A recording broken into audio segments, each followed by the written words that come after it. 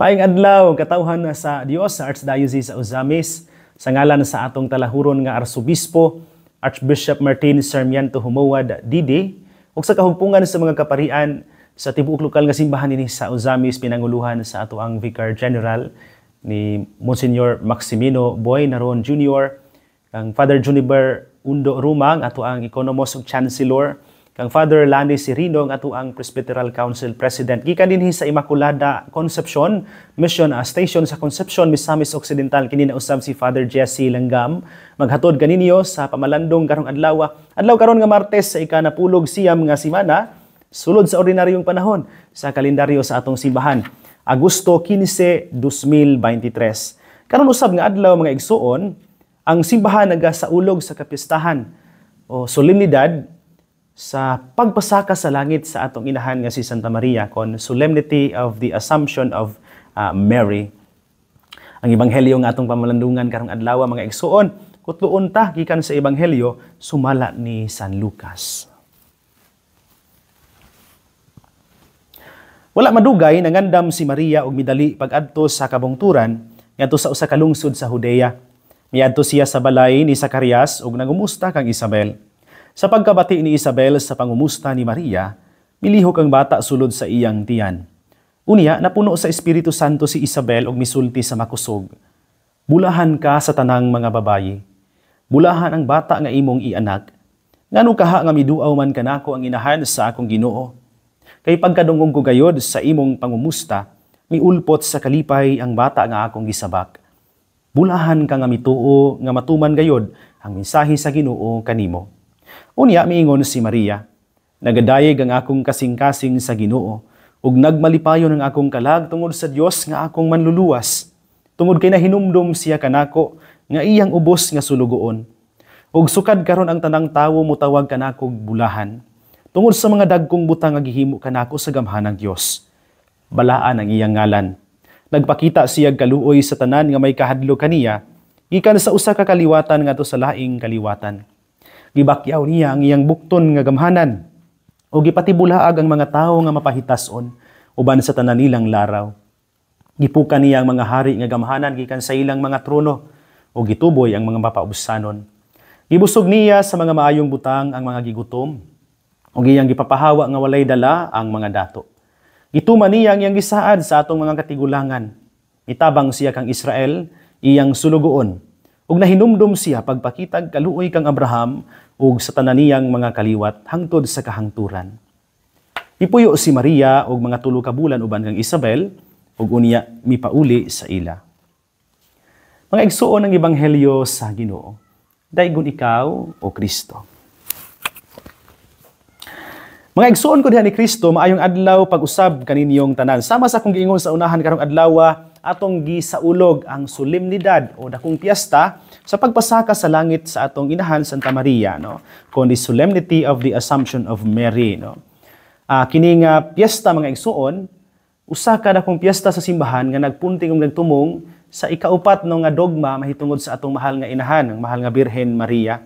Kini nga dogma mga igsuon nga giproklamar o gidefine ni Pope Pius XII niadtong November 1, 1950, Nobyembre 1, 1950, nagdeklarar no sa pinaagi sa Papal Bull no nga Munificentissimus Deus no that Mary is taken up by God body and soul into heaven. Niasa number 44 o number 45 sa maong dokumento Munificentissimus Deus. Ang giingon, we pronounce, declare and define it to be a divinely revealed dogma that the Immaculate Mother of God, the ever Virgin Mary, having completed the course of her earthly life, was assumed body and soul into heavenly glory. Munificentissimus Deus, number 44 and number 45. Naasad sa Munificentissimus Deus, number 40, ang giingon, as the supreme culmination of her privileges, that she should be preserved free from the corruption of the tomb, and that like her own Son, having overcome death, she might be taken up body and soul to the glory of heaven, where as Queen, she sits in splendor at the right hand of the Son, the immortal King of the ages. Munificentissimus Deus, number 40. Assumption means taken up, to be taken up, no? But pasabot nga ang lawas ug kalag ni Maria nga gipasa nga na-assume into heaven, being assumed, it means nga dili niya hanggahom. Dili ni parihas sa ascension of Jesus, no? The ascension is done by Jesus' own power, no? Tungod iha gitong gahom, no? Ginuo man siya. Pero ang assumption, this is done by the power of God. Ang Ginoo ni nga naglihok diha kang Maria inaagi sa pagpasaka niya lawas ug kalag ngadto sa langit. It is something that God did for Mary sa kabutang nga hitabo og kasinatian nga ang Dios mismo mao nibuhat no ngadto kang Maria. And it's not something that Mary did for herself, no? Tungod kay dili man siya Dios, no? Wala man siya nang gahuma, no, nga pasakaw ng iyang lawas ug kalag ngadto sa langit. Ang Ginoo lang, no? And it is a gift of God, gasa kini, no? Gasa o grasya kini ikan sa Dios as a result of Christ's redemptive power applied to the Blessed Virgin Mary, no? Tungod kay diha man ni Kristo ang grasya sa kaluwasan, kay an inahan man siya, no? Gasa ni sa Dios nga mahimo siyang maluwas siya, no? Lawas ug kalag human sa iyang katapusang gininhawa din hining kalibutan na saka diyan sa ngadto sa langit. The dogma, matud pa, it says, the assumption of the Blessed Virgin Mary is a singular participation in her Son's resurrection. Iya gyud ning singular nga pakiglambigit, no? Pag-appeal, no? Pag-participate, no? Pag-appeal, no? Sa pagkabanhaw sa iyahang anak, no? Si Jesus atong Ginoo. The assumption, aton pa, is God's way of finishing or completing the job He has started at Mary's Immaculate Conception, redeeming her body and soul from the effects of sin, and muna nga lawas ug kalag ipasaka siya sa langit. Kaya nga naman, dili na to pwedeng bulagon ang dogma o pagtulunan ni Maria nga assumption sa first dogma, ikaupat maning dogma ha. So ang una, dili pwedeng bulagon ning ikaupat sa nag-una ng mga dogma ni Maria, no? Ang una gyud, the dogma on the Immaculate Conception, that Mary was conceived without original sin, no? Sa taguangkan sa iyang inahan nga si Santa Ana. This means nga she was from the beginning of her life, no? At the beginning of her conception, gilain na siya. She was preserved from sin, no? By virtue of her being the mother, being chosen by God to be the mother of Jesus, no? Kay lagi gipreserbar man siya sa sala, munang na Immaculate Conception nga dogma, mo ning naatay assumption. So to make this more clear, tungod kay daghan ginato dinhi nga mga Katoliko pod, pero maglibog pa sila aning bahina, no? Nga gani mas murag madali sila kayong makabig sa uban nga mga pagsabot, labi na sa mga tinuuhan nga dili pareha nato. Kung moingon na gani ni sila nga ang tanang mga tawo nakasala, si Maria tawo man, sa ato pa nakasala sa si Maria, at general kaayo ba nga kining logic, no? Tinuod biya gyud, no? Tinuod nga ang tanang tawo nakasala, no?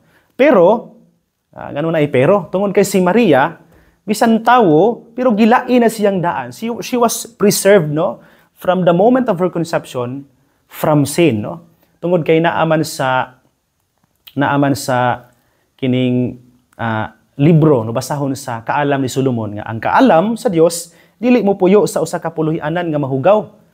Ya kinsa maning kaalam sa Dios gidugangan diha nga nasa basahon sa ang gipadayag nga ang kaalam sa Dios si Jesus ni, no? The wisdom of God. Si Jesus kini, no? Ang kaalam sa Dios. Sa ato pa kay ni puyo man si Jesus ang kaalam sa Dios sa taguang ka ni Maria, kining kaalam mo si Jesus nga dili makapuyo og mahugaw nga dapit, pero nakapuyo sa taguang ka ni Maria. Put pasabot nga dili mahugaw ang taguang ka ni Maria. Again, nganong dili man mahugaw tungod kay from the beginning of her conception at the womb, no? Sa iyang inahan nga si Santa Ana, si Maria gipreserbar na. She was preserved and kept free from sin. Wa gyud siya sala, gihinluan gyud siya pag-ayo sa Dios tungod kay ang kaalam sa Dios si Jesus dili man mupuyo sa usa ka mahugaw nga puloy-anan. Ang pangutana karon mga igsoon, why Mary? Anong si Maria man?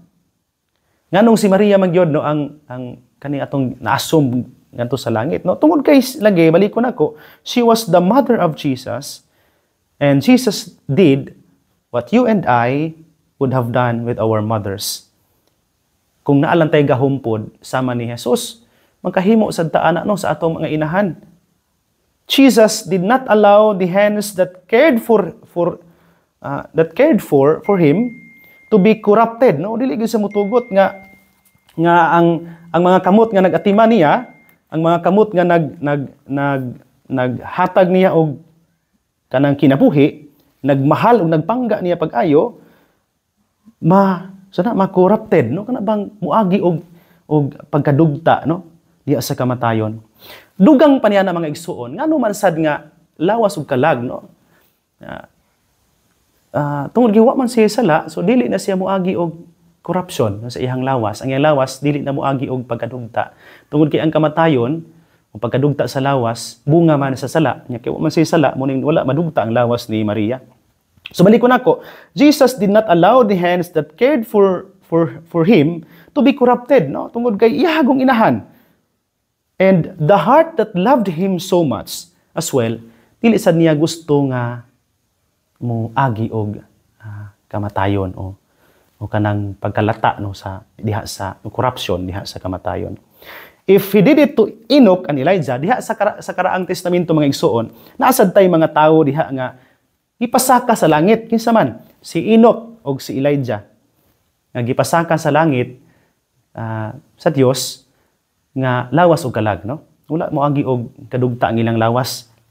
Lawas ug kalag gipasaka sila. So if he did it to Enoch and Elijah, why would he not do it to his mother? Kung gihimo to niya ngadto kang Elijah o kang Enoch, nganong dili man sad niya pwedeng mahimo ngadto sa iyang inahan nga si Santa Maria, nga mao may inahan nga nag-atiman og nagpangga kaniya, nag-amuma, nag-atiman niya sa dihang batan-on pa sa dihang nagtubo pa siya, no? Isip tawo, no? The Blessed Mother, matud pa, died like Jesus, but her body was never corrupted. So namatay gid ay, no? Dinhi. Pero wala muagi og again corruption ang iyang lawas. She was taken up to heaven, and for this reason, there are no relics of her body. Munang dili gyud ta kakita pud og relikiyas kang Maria tungod kay lawas ug kalag man sad gyud, no, nga gipasangka siya sa langit. The dogma doesn't say matud pa wala mamatay si Maria. Dito sa konsilyo sa Chalcedon tuig 451 AD, when bishops from the Mediterranean world gathered in Constantinople, si Emperor Marcian nangutana ngadto kang sa patriarka sa Jerusalem, no, to bring the relics of Mary, no? Ipadala ang mga relikiyas ni Mama Mary, no, to Constantinople to be enshrined, no, in the capital, kay ilang ipa-enshrine. The patriarch explained to the emperor that there were no relics of Mary in Jerusalem. Ingon ani ang pagkasulti sa patriarch. Mary had died in the presence of the apostles, but her tomb, when opened later, was found empty, and so the apostles concluded that the body was taken up into heaven. Muna ang giingon mga igsoon. Usabay mensahe pod niini alang nato mga igsoon. Para nako, despite the many controversies no niining mao nga dogma, para nako ang mensahe simple kaayo.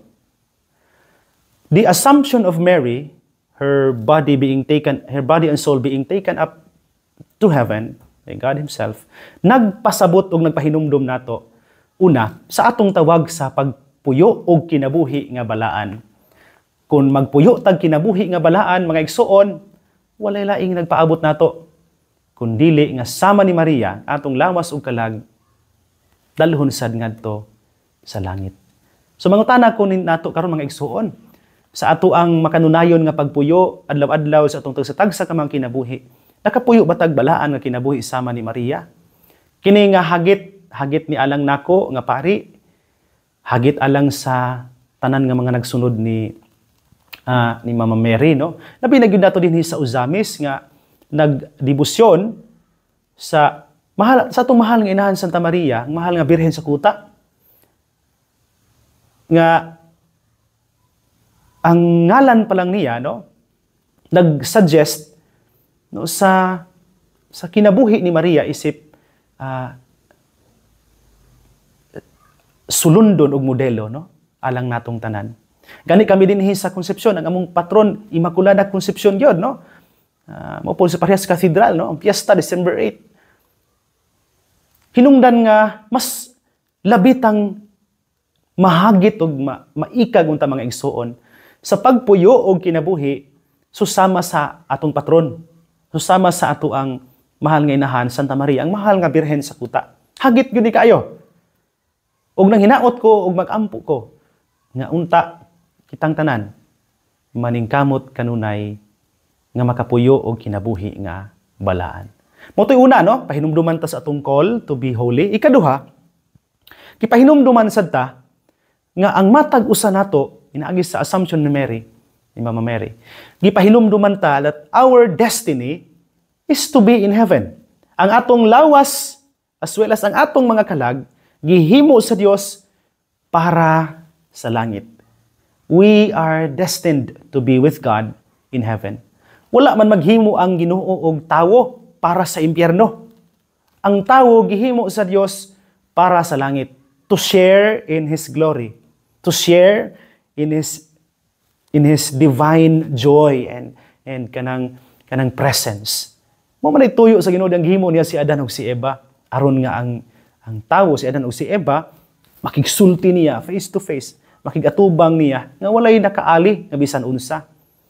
So balik ko nako, despite our weaknesses, despite the many times nga makasata, despite the many times nga di ta kapuyo atong kinabuhi nga balaan, dili sad gyud ta malimot nga ang atong destino walay lain kun dili ang langit.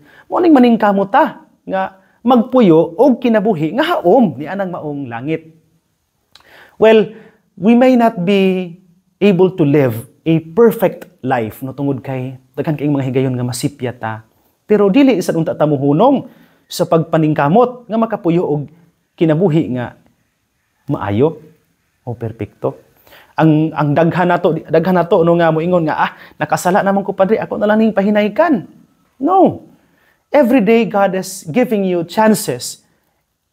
Dili maihap nga mga tsansa aron nga bag-o sa kaugalingon, aron nga mo bag-o sa naandan nga dili maayong binuhatan, aron makapuyo og kinabuhi nga hawa sa dautan, nga hawa sa mga buhat nga magpahilayo hinahinuon nato sa ato ang destino, ang langit.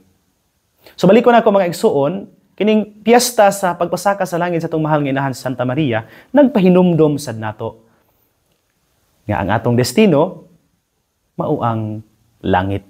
Ikatulo og katapusan, gawas nga gipahinumduman ta ni ining piyesta og piyesta ni pagpasaka sa langit ni Santa Maria atong inahan nga magpuyog kinabuhing balaan og dili malimot nga ang atong destino ang gingharian sa langit. Ikatulo og katapusan para nako gipahinumduman sa tanining piyestaha nga mangayo kanunay, magpakitabang kanunay ining atong inahan nga unang nakasinati noong langit.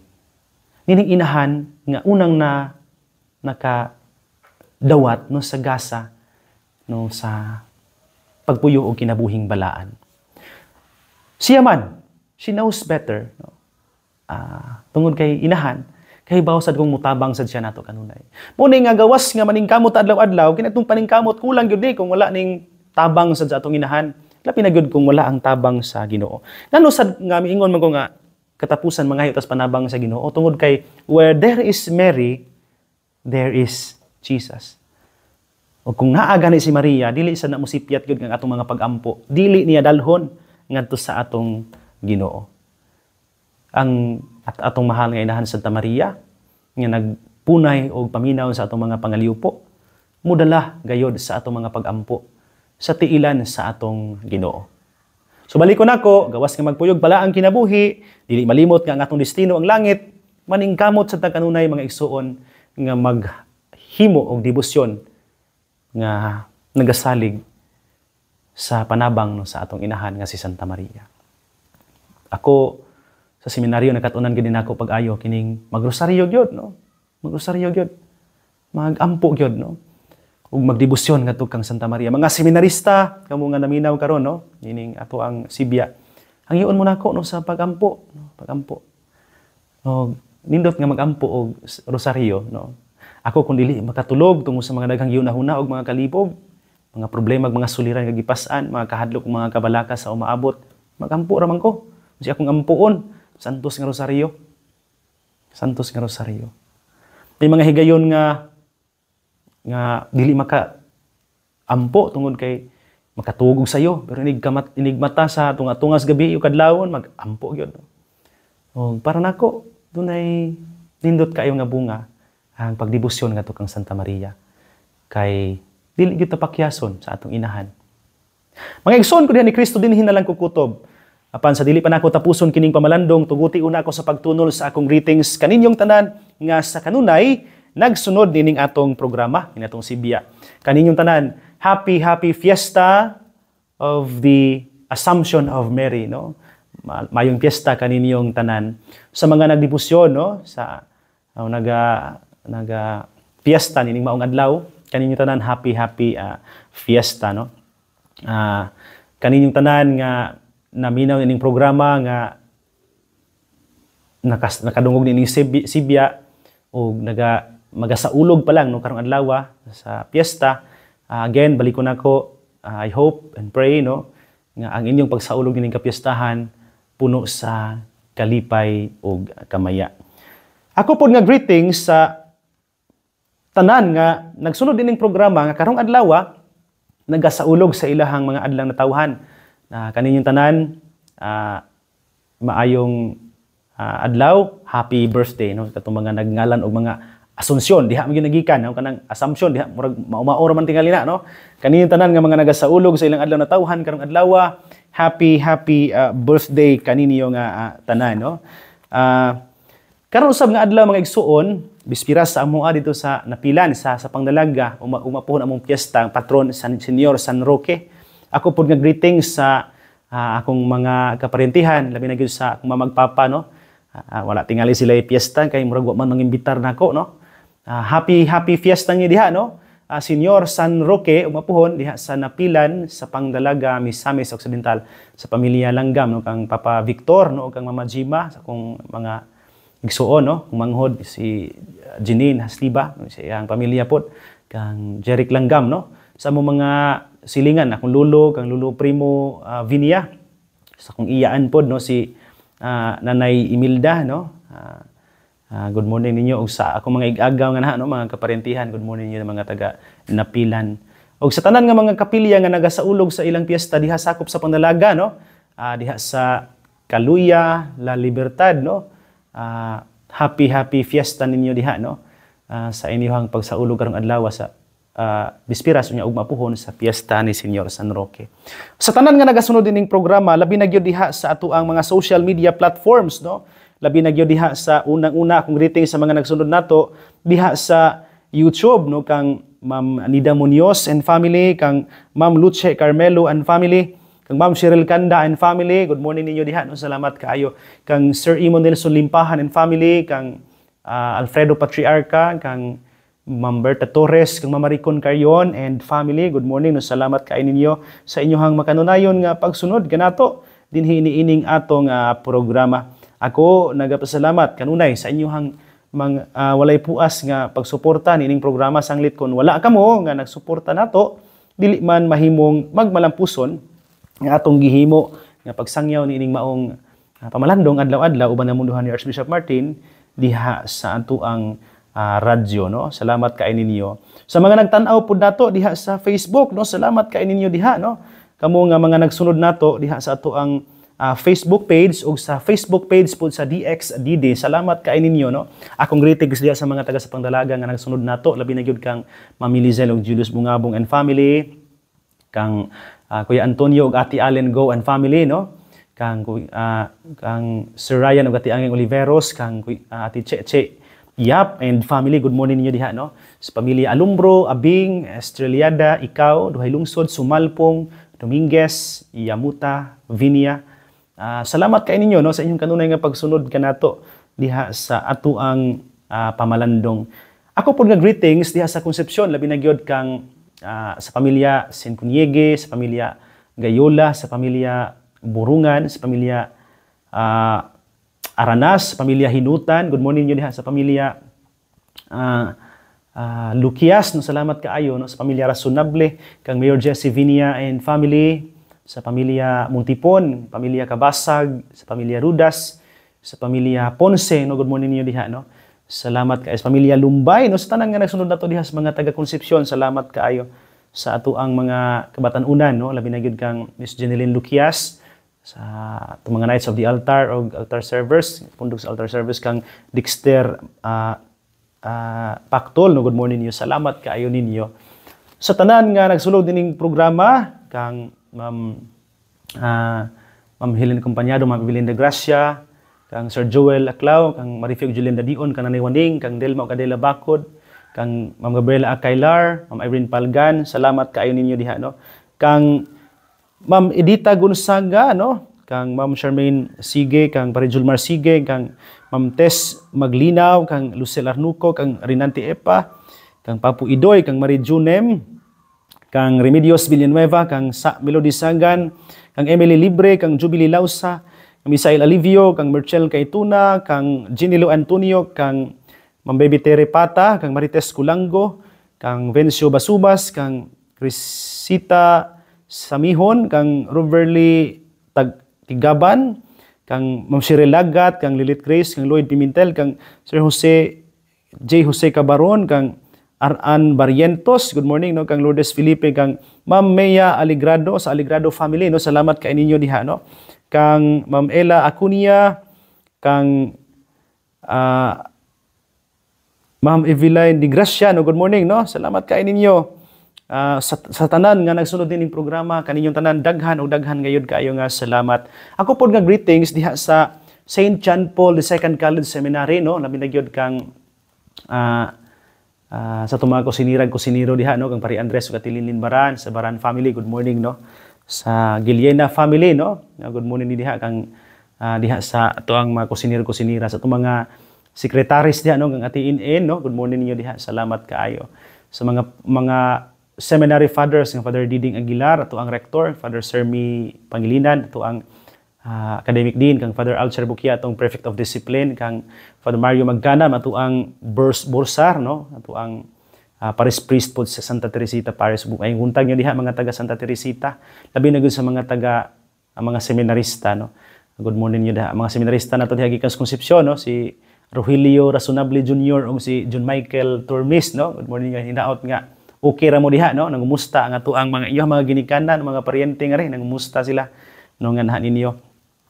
Sa pamilya ni Sir Alan, Ma'am Chris Lobitania, kang Sir Dado ug Ma'am Benny Canunio, kang Tatay Ben ug Nanay Rafael Yastosi and family, kang Nanay Helenovo and family, kang Dr. Lady ug Kuya Aldrin Perez and family, kang Nanay Angie Sapero and family, sa pamilya Kong, kang Rodel ug Emma Alamilio and family, sa pamilya ni Nanay Ju Idol and family, no, good morning. Kang sa pamilya ni Sir Sunny ug Ma'am Bebe Neri, kang Kuya Sunny gati Marites Suaminal, no, good morning, no. Nganha kang Pariramil Uringot and family, kang Paridudong Tumataw and family diha sa pamilya Takan, de Los Santos, Medis Caruso, good morning ninyo diha, no, mga taga Kabatuan. Sa pamilya ni Kapitan Reniel Asok and family, kang Nanay Dora Liagas and family, kang Ma'am Emma Filipino and family, good morning, no. Kang board member Emmy Lahay-Lahay and family, sa Lahay-Lahay family, labi na gyud kang Ma'am Josie Lahay-Lahay, Ma'am Juday Lahay-Lahay, sa pamilya ganhi sa pamilya ni Auman, sa pamilya Auman, pamilya Hermoso, Lagat family, good morning nyo diha, no. Sa pamilya ni Ma'am Marceline Primasio, sa pamilya ni Ma'am Rosbilia Kalimpusan, good morning. Kang Chris ug Bebeth Pistilios and family, kang Primitivo ug Elena Lausa and family, mo sila mga anak, kang Richelle, kang Christian, kang Hazel, good morning, no. Kang Ma'am Emma Tuba and family, good morning. Kang Kuya Richard Bation and family, kang Mami Hazel Bahian and family, good morning. Sa pamilya Bation, Laranjo, Vilan, Macabio, Dionson, good morning, no? Nga nasa pamilya ni Nanay Rosie Maghanoy, no? Kang Alfaro Cañete and family, good morning, no? Salamat kay ninyo diha. Kang pare Julmar Sige and family sa pamilya Alforque, good morning. Kang Ma'am Janice Sinilong, no? Good morning. Kang Ma'am Evelyn Parides, good morning. Kang Nanay Grace Pang-an and family, kang Jose Egay Jr. and family, kang Tito Nick ug Mami Nympha Sitaka and family, kang Kuya Luloy Lumakad, kang Tatay Boy Nanay Konsing, no? Good morning niyo diha. Sa pamilya Kos, no, diha sa Panaon, good morning. Ug sa tanan nga nagsunod ining Sibya, kaninyong tanan daghan ug daghan gayud kayong salamat. Usbon ko karong adlaw, happy fiesta kaninyo nga nagasaulog sa kapistahan sa pagpasaka sa langit sa atong inahan Santa Maria, ang mahal nga birhen, no? Ang atong gitawag og mahal nga birhen sa kuta. Dinhi na lang kukutob, yag kalimot ang pulong sa Dios ang ayan gayud nga pamation, pamalandungan ug paningkamutan nga mapuy-an. Bulahan ang tawo nga naningkamot magpuyo sa pulong ni Jesus kasama siya sa kakahoy nga gitanom daplin sa sapa kansang mga dahon. Bisan kunting init dili gayud malaya timpo sa tingunga. Muhatag siya kanunay maayong bunga. Igsoon ugma na usab uban sa panabang ug pangamas atong mahal nga inahan Santa Maria, atong gitawag mga misamisnon ug ang birhen sa kuta, ang Dios sa kanunay magapanalangin unta kaninyo. Sa ngalan sa Amahan ug sa Anak ug sa Espiritu Santo. Amen. Magamping ug magampo kanunay igsoon.